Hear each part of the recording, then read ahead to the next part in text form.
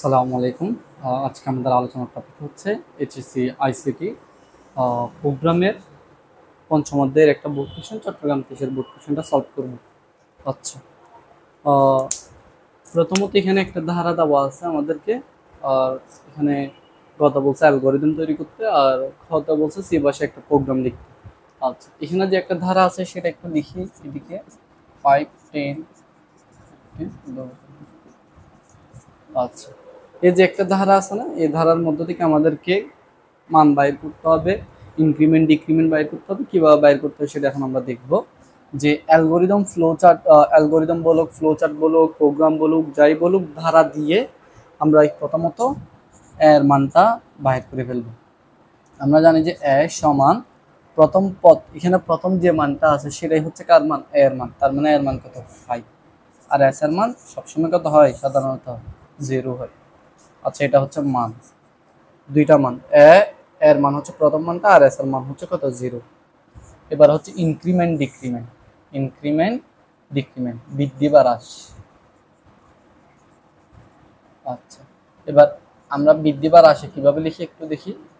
একটা এ এর, একটা এস এর। এখানে আছে এ সমান এ প্লাস এস আছে, তাই আমরা এখানে কি লিখবো? S plus. এ ছিল বৃদ্ধির ক্ষেত্রে মাথায় রাখবো এ আছে, এদিকে এ প্লাস, এদিকে এস আছে, এদিকে কি লিখবো? S plus. আর এস এর এখানে আমরা সবসময় লিখবো যে এখানে এই এটাই এস প্লাসে।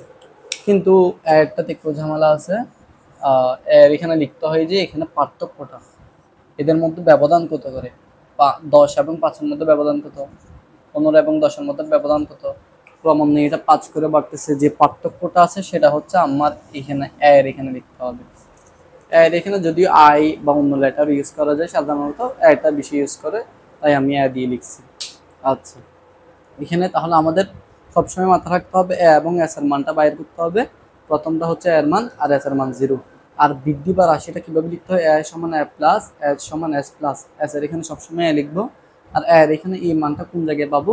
এদের পার্থক্যটা, এদের মধ্যে কত করে পার্থক্য, পার্থক্যটা বসাবো। আর এটা হচ্ছে প্রথম মানটা, প্রথম পদের এই মানটা হচ্ছে এর মান, আর এটা হচ্ছে যে পার্থক্যটা।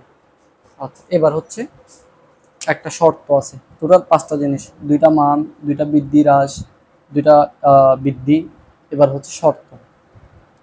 এখানে মান শুরু হয়েছে কত থেকে? 5 থেকে। মান শেষ কততে? 200। 200-তে গিয়ে মান শেষ। আচ্ছা, এবার 5 এটা কার মান? এর মান। আর এটা শেষ হয়েছে কততে? 200-তে। আচ্ছা, আমরা এখন যদি বলি যে এ বড়, এর মান বড় নাকি 200 বড়? অবশ্যই কে বড়? 200। তাহলে এখানে আমাদেরকে কি দিতে হবে? এ লেস দেন ইকুয়াল। এর মান 200-তে যাওয়ার পরে এই ধারাটা ক্রমান্বয়ে 200-তে যাওয়া হলে তখনই এটা থামবে, এর ইকুয়াল হলে। এ লেস দেন ইকুয়াল 200, এটা হচ্ছে শর্ত। এটা হচ্ছে কি? শর্ত।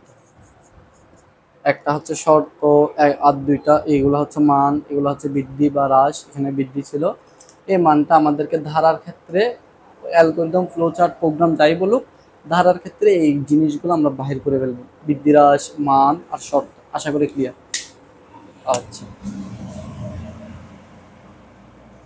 আর ঘ নাম্বারটা সলভ করব। মানগুলো আমি এদিকে লিখে রাখি, যদিও এদিকে লিখে রাখি। এ সমান 5, এস সমান 0, আর এ সমান এ প্লাস 5, এস সমান এস প্লাস এ। এটা বৃদ্ধি হ্রাস।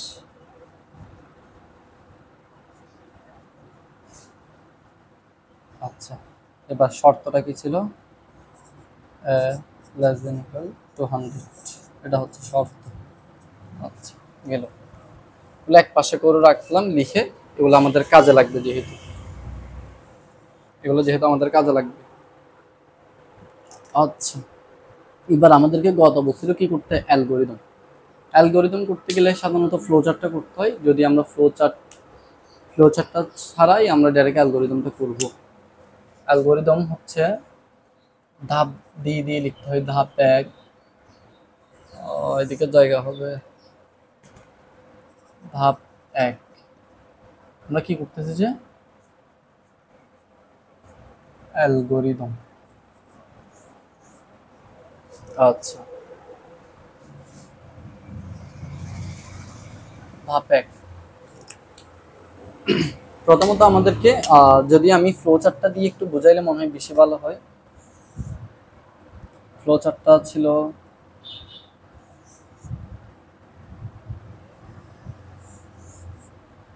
প্রথম হচ্ছে শুরু, তারপরে হচ্ছে এভাবে করে এটা ঢাকা 23-এর বোর্ড কোশ্চেনটা তার আগের ক্লাসে সলভ দিয়েছিলাম, সেটা দেখিয়ে ফেললে ক্লিয়ার হয়ে যাবে। এটা করার আগে ঢাকা 23-এরটা করে আসবে। h সমান 0, h সমান 5,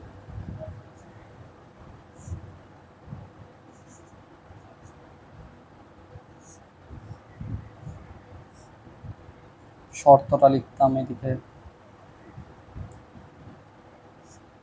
নো,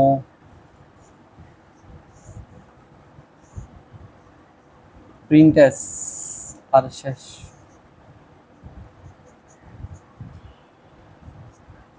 বুঝে দিব এটা এখন যদিও।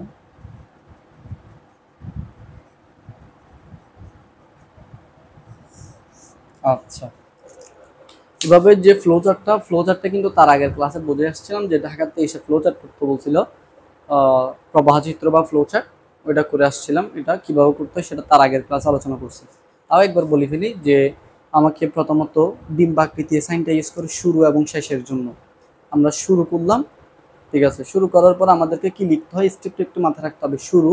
শুরু করার পর আমাদেরকে মান লিখতে হবে। মান হচ্ছে দুইটা লিখলাম, মান লিখতে হয় আয়ত দিয়ে। তারপরে এখানে সংযোগ সাইনটা দিলাম।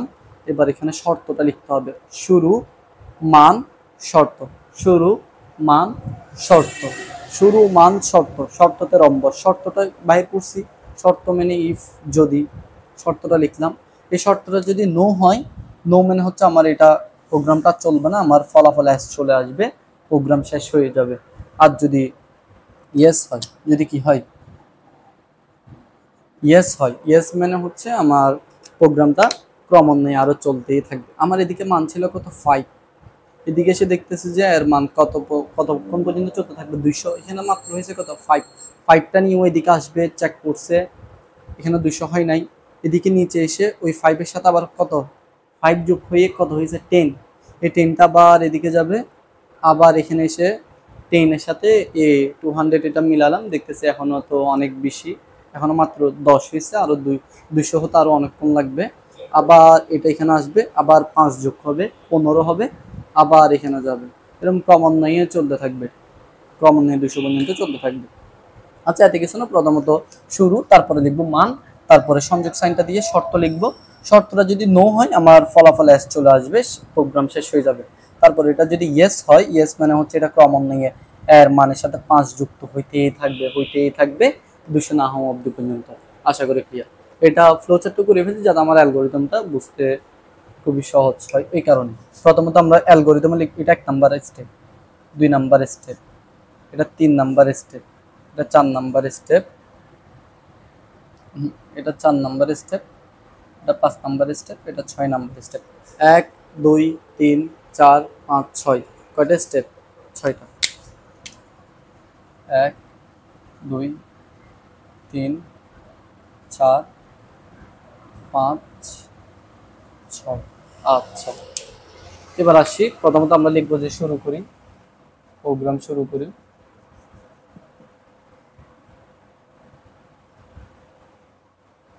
তারপরে ধাপ প্রোগ্রাম শুরু করি, তারপরে ধাপ 2তে লিখবো যে আমরা কি মানগুলা, s সমান 0, s সমান 5 ধরি। তারপরে হচ্ছে 3 কি লিখবো, শর্তটা লিখবো। ইফ মানে কি, যদি, যদি less than equal 200, less than equal যদি 200 হয়,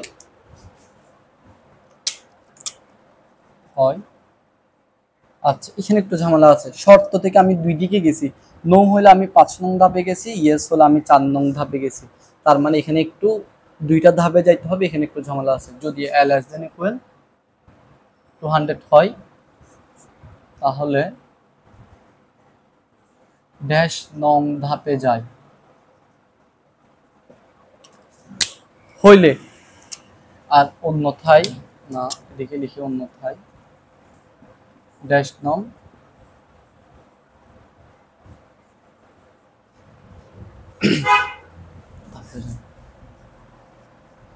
আচ্ছা, যদি আমার এই শর্তটা যদি ইয়েস হয় তাহলে কত আসতেছি 4-এ।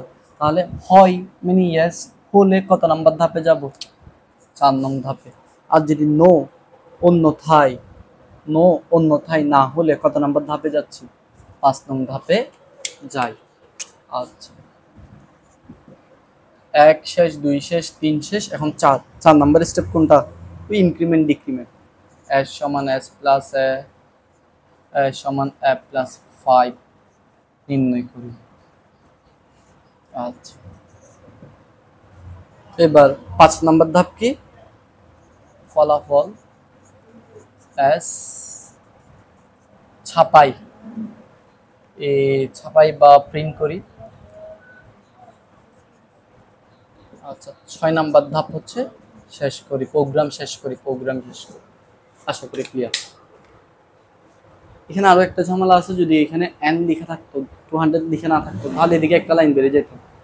কারণ আমরা এখানে লিখতাম যে ইনপুট হিসেবে n এর মান গ্রহণ করি। যদি এদিকে কি থাকতো, 200 না থেকে যদি মানটা না জানতাম, n থাকতো, তাহলে এদিকে একটা স্টেপ বেড়ে যেত। এখানে ধাপ 2 লিখতাম ইনপুট হিসেবে n এর মান গ্রহণ করি, তখন ধাপ একটা বেড়ে গেলে 7টা হইতো। আর এদিকে ওই n এর মানের জন্য এদিকে সামন্তরিক আঁকতাম, সামন্তরিক। শুরু করার পরে 2 নাম্বার স্টেপ সামন্তরিক কে কে, যেহেতু n এর মান জানি না, মান না জানলে ইনপুটের মানের জন্য আমরা জানি সামন্তরিক। এদিকে 2 নাম্বার স্টেপে সামন্তরিক কে লিখতাম যে ইনপুট, এভাবে লিখতাম ইনপুট n, এদিকে এই 2 নাম্বার স্টেপ। তার মানে তখন 6টা থেকে 7টা হয়ে যেত, শুধু এটা এদিকে বসাই দিলেই হয়ে যেত। যখন এখানে কি 200 না থেকে যদি কোনো n থাকতো, মান না জানলে। আশা করি এটা ক্লিয়ার। এটা আশা করি সবাই তুলে ফেলবে। শুরু করি। মান হইলে 4 নং ধাপে, অন্যথায় এত নং ধাপে যাই। আচ্ছা, এখানে আরেকটা জিনিস আছে যে এত সময় এত নির্ণয় করি, মানে হচ্ছে যে আমি 4-এ আসার পরে এর মান 5, 200 হইতে হবে, ক্রমান্বয়ে 200 পর্যন্ত চলতে থাকবে। এদিকে 5 এর সাথে এদিকে 5 যোগ হয়ে 10, তা আবার এখানে আসবে কত নাম্বার ধাপে? 3 নাম্বার। আবার 5 যোগ হবে 15 হবে, আবার যাবে 5 যোগ হবে 20 হবে, এবার ক্রমান্বয়ে চলতে থাকবে। তার মানে 4 আসার পরে 4 জিনিসটা কি হয়? 4 এই জিনিসটা কি, এর মান 5 যোগ করার পরেও আবার ক্রমান্বয়ে কত নাম্বার ধাপে যাচ্ছে? ফেরত 3 নাম্বার ধাপে। লিখবো যে 3 নং ধাপে ফেরত যায়। আশা করি ক্লিয়ার। আর যদি বেশি প্যারা লাগে, আপনার মাথা রাখবেন যে 3 এসে শর্তের ক্ষেত্রে 2টা ধাপে যাইতে হয়, একটা হচ্ছে 3 আছে, তাহলে আপনি সিরিয়ালি বলেন 4 নং ধাপে যাই, অন্যথায় 5 নং ধাপে যাই, 3 4 5। আর 4-এর ক্ষেত্রে উল্টা, 3 নং ধাপে ফেরত যায়। বেশি প্যারা লাগলে এইভাবে করে ফেলবেন, এত প্যারা নেওয়ার দরকার নাই, যেহেতু কালকে এক্সাম আপনাদের। আশা করি ক্লিয়ার। ফ্লো চার্টও ক্লিয়ার, অ্যালগরিদমও ক্লিয়ার। দেন আমরা এখন প্রোগ্রাম করব।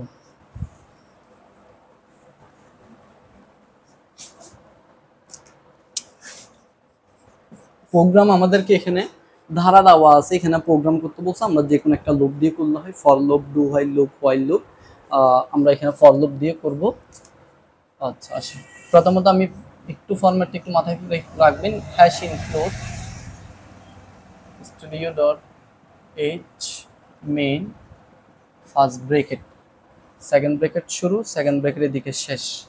সেকেন্ড ব্রেকেট টোটাল 2বার হবে, একবার শুরু থেকে শেষ পর্যন্ত একবার সম্পূর্ণটার জন্য। এবার এখানে লিখবো যে ইন্টিজার আইএনটি, কাকে কাকে নিয়ে কাজ করতেছি সেটা এখানে ঘোষণা করতে হবে। আমরা এখানে কাজ করতেছি কাকে কাকে নিয়ে, এ এবং এস কে নিয়ে, এ কমা এস। প্রত্যেকটা লাইনের শেষে কি দিতে হবে? সেমিকোলন দিতে হবে। গেল, এটা একটু কষ্ট করে মাথায় রাখতে হবে। আর শেষ লাইনটা একটু বলে দিই, প্রিন্টএফ %d s, শেষে কি হবে? সেমিকোলন। এই জিনিসটা সবসময় সেম। এই জিনিসটা ধারার যে কোনো প্রোগ্রামে, for loop, do while loop, while loop, সব ক্ষেত্রে এই জিনিসটা সেম, একটু মাথায় রাখবেন এটা। আচ্ছা, দেন এখন আমরা এদিকে আমরা লিখবো যে এস এর মানটা। আচ্ছা, তার আগে আমি একটু এটা বোঝাই যে কোন লুপ দিয়ে লিখবো? ফর লুপ দিয়ে। ফর লুপ, ফরের মধ্যে টোটাল 3টা জিনিস হবে। প্রথমত হবে যে এ এর মান, ফরের মধ্যে প্রথমে কি হবে? এ এর মান, তারপরে সেমিকোলন দিয়ে লিখবো শর্ত, তারপর এর ইনক্রিমেন্ট ডিক্রিমেন্টটা, এর বৃদ্ধি বা হ্রাস। আশা করি ক্লিয়ার। কি কি আরেকবার? ফরের মধ্যে 3টা জিনিস হবে, এর মান, তারপরে শর্ত, তারপর এর বৃদ্ধি। আচ্ছা, আসি এবার এর মান আসা না নাই? আমাদের থেকে আছে কত?